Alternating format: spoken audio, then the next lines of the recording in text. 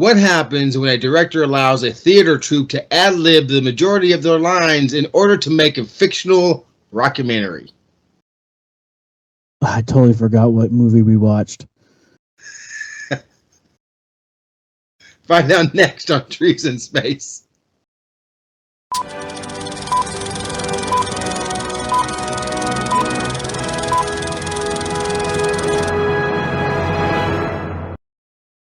Hello, everyone, and welcome back to Trees in Space, the show where we watch and review all the movies in any genre. We tell you what the fans thought, what the critics thought, and what we thought. Was it worthy? We're not worthy! We're not worthy! Of an entire forest, or just a stump to sit on? I'm Jason. That's Nate. And in case you missed the thumbnail, this week we watched the 1984 rockumentary, or actually Mockumentary.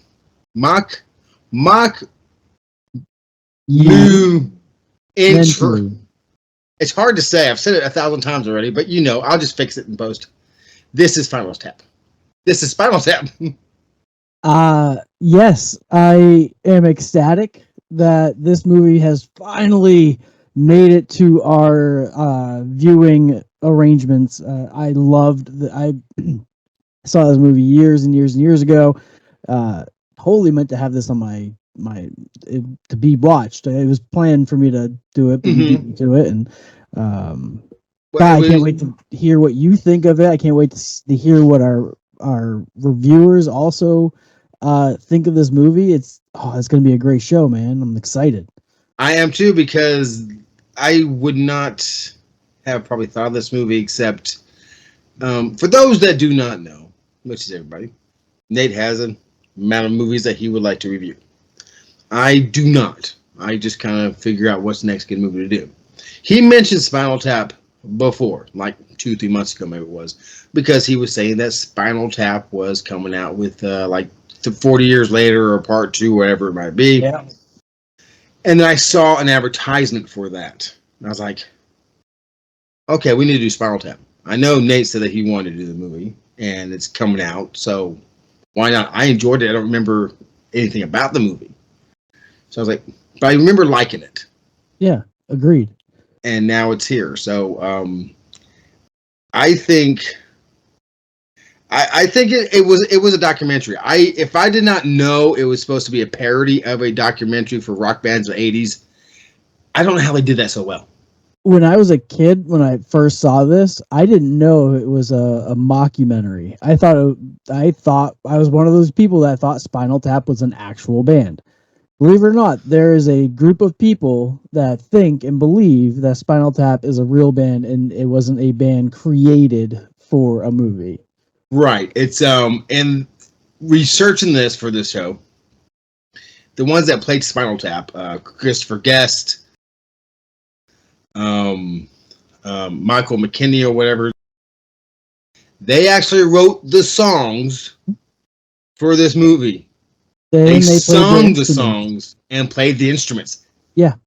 They're a real fake band. Yes. And I had no idea. And these were so good. These are so good songs.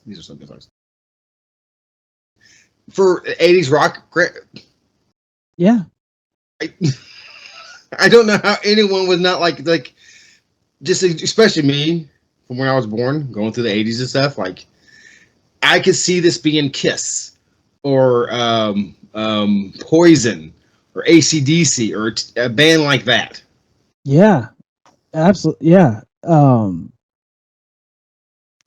I potholed for a second, but that's okay. The fact that I can pivot. I got this. I'll pivot. Pivot. Pivot.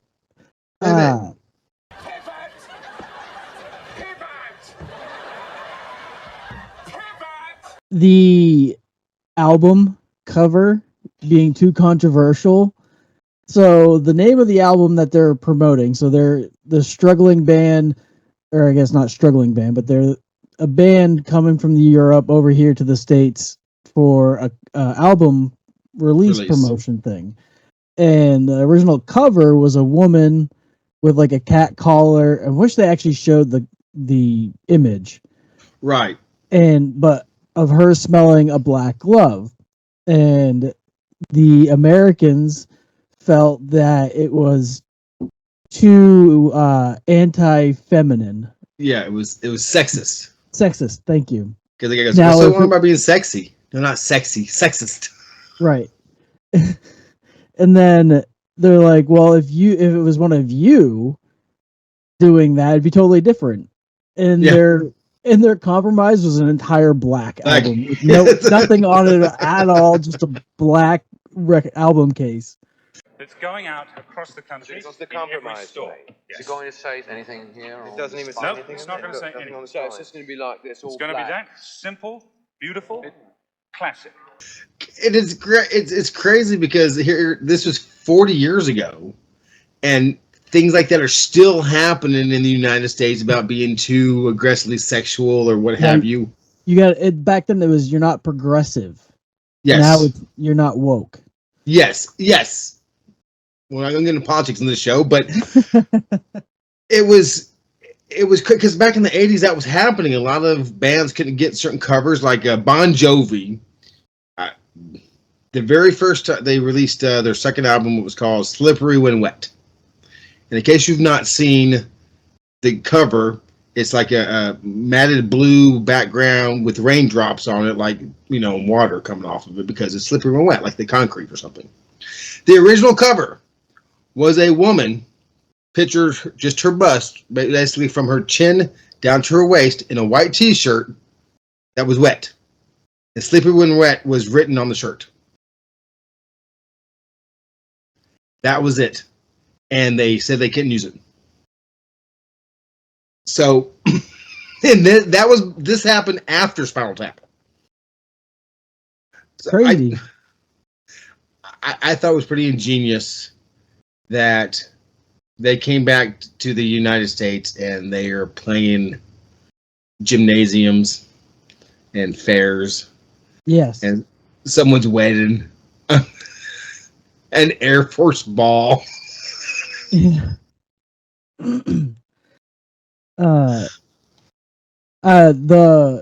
What did you think of when they brought Stonehenge back out? Oh yes, that was and then was But this is what you asked for, isn't it? Well, this is the piece. This is the piece. Ian, I was This asked is to build a insane. triptych, This isn't the 18 piece of inches. scenery. Look, this is what I was asked to build. 18 inches, right here, it's specified, 18 inches. I was given this napkin, I mean... I'm on the side of the creator, the person that created the Stonehenge monument.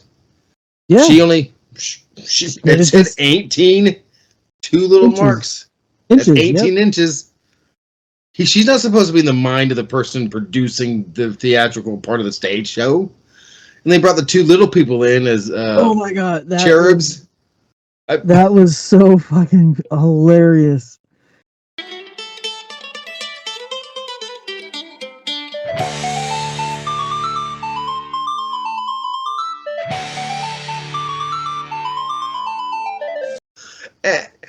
Oh. These guys were so stupid but funny. And like I said in the beginning, I'm pretty sure most of this was ad-libbed. I mean, like when they're talking, having their conversation at the beginning, like, well, how do you feel? Well, it's kind of like this, man. It's kind of like, and they're they feeding off each other. And Yeah. Harry Shearer. He's the drummer or the third player in the thing. He's the guy that does the voices for all the Simpson guys. Oh, really? Harry. Yeah. Oh.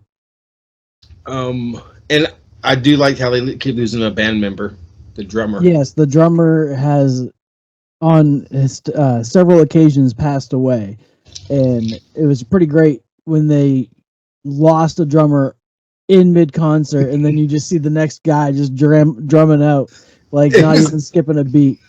It was great because, well, that's where I guess I thought they were ad-libbing, because they talked about how they lost their drummers at the beginning. Yep. And then the one guy said something, and the other one kind of fed off it. It's like, there's no way that was written that way. I cannot believe that was written. I mean, it could have been. Could have been. Did you feel like it was kind of like a not a jab, but like a commentary on the Beatles and Yoko Ono showing up? Because that's what they said, the Beatles broke up because Yoko Ono came in and tried to take over the band. I didn't feed into that whatsoever. Actually, I didn't think of the Beatles at all when I was watching this movie. It was, yeah, I can't speak any more highly of this movie. I'm so stoked that you picked it. I would love to know what our viewers thought of this too. Go ahead and drop a comment below. Hit a like, share it, follow. That'd be wonderful if you would. And let us know if you think this movie was pushed up to 11, just like the amps were, because that was another conversation they're having. But why wouldn't they just make 10 louder? Because 11's higher. it's like they don't answer the question. It was done so well, and it was a very short movie. Yeah, like 80 minutes long, and I guess a rockumentary would be 80 minutes long. So I did not know this. They still could have shaved some time off of it. I still don't know this, but was he the first person to say the word rockumentary in this movie? Was this the first? Because probably. Because he said a documentary, or if you will, a rockumentary, like it was never said before. Right.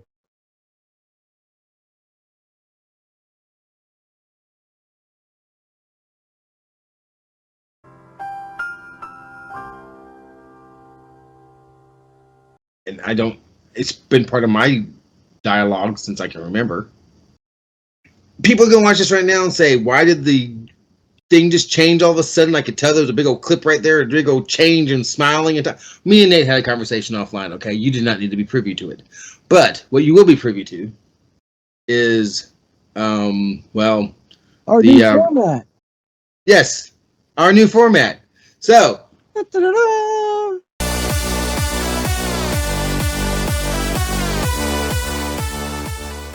first 5-star review, Matty R.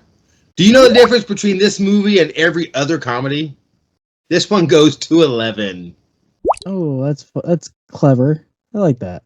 It is. It doesn't tell us why it's a great, funny movie, but, most of them don't. Because it's 11. Why isn't that just 10 higher? Exactly, because it's one better. Because it goes to 11. This it's a shame that I have to do 1 star and below. Joseph H. What a freaking snooze fest. I don't get why people like about this. Is Def a W people movie? What if you ain't W, then you probably won't like it. I will translate for Nate. I don't get what people like about this. This is definitely a white people movie. So if you ain't white, then you probably won't like it. See, I thought this was a woman. This is definitely a woke people movie. So if you ain't woke, then you probably won't like it. The next review, Carl S. A brilliant satire on self-important heavy metal rock bands and the general of rock musicians who take themselves too seriously. Some great comic lines that are repeated to this day by the fans of the movie. And who isn't a fan? Agreed. Loved it. This unknown rating comes from unknown. I hated this movie, and I'm a musician. I regret buying it. I regret that it's in my movie collection, and I have nothing good to say about it, so I'm going to stop. Okay, that's a fair assessment for this person, but if you regret it's in your movie collection, get rid of it. Yeah, you don't need to have it. No, just throw it away or sell it on buy, sell, and trade. We don't need your negativity on our Spinal Tap. Right. Get out of here with your cursedness of musicianisms. Just because you're a musician don't make you a good one. It's true. Do you have another we're job? YouTubers. Look at us. Yeah. One of us has 2 jobs. And the other one is Nate. I think Nate has more than 2 jobs, actually, everybody, but he's making up for my lack of work. I quit the third one. You quit it altogether? Wow. Okay, the last 5-star review. CA Tones S. No, it's Catones S.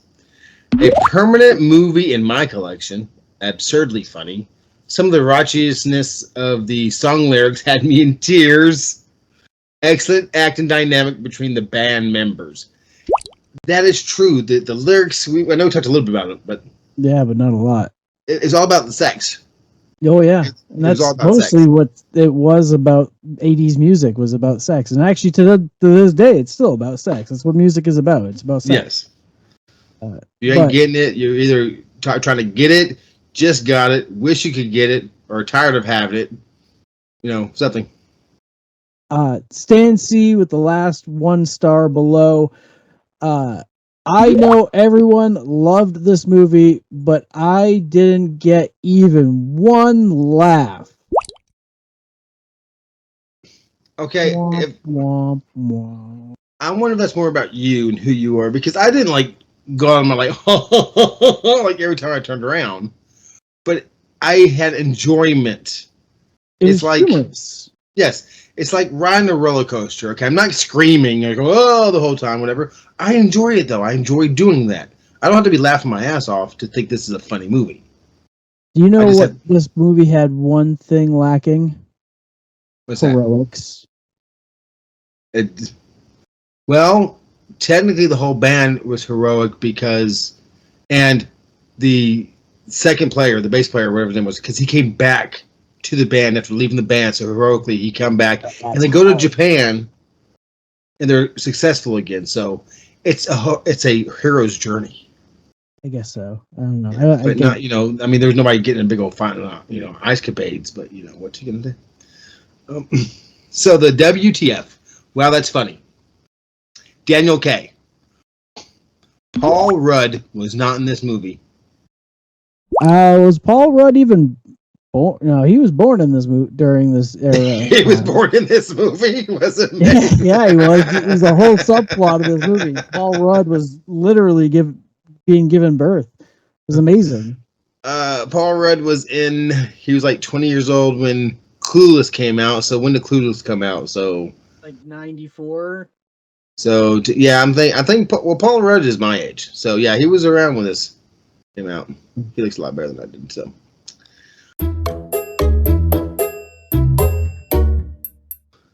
the Rotten Tomatoes, if you cannot tell, scored this bad boy 96%, which might be the highest one we've had so far. The restaurant we did the other day was pretty high too, but I don't know if it made 96%. I think we've had like a 98. Okay. And the audience rating, which is you and I, gave it 92%. That's like the closest margin I think we've had. Yeah, I'd have to go back and look, but I mean, when you got the ass critics and the people like us agreeing on a movie, it's probably either worth watching or no, it's worth watching. Absolutely. Yeah. So.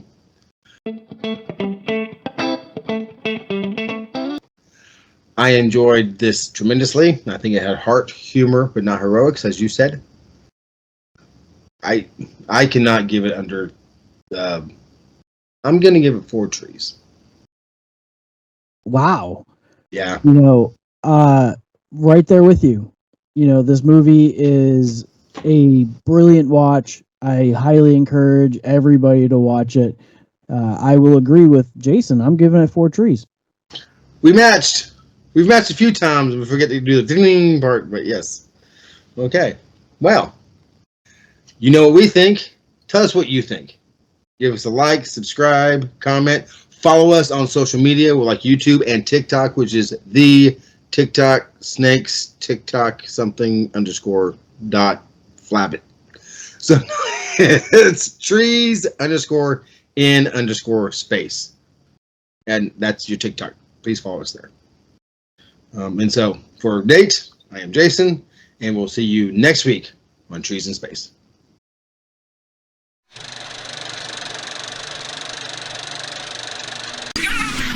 What?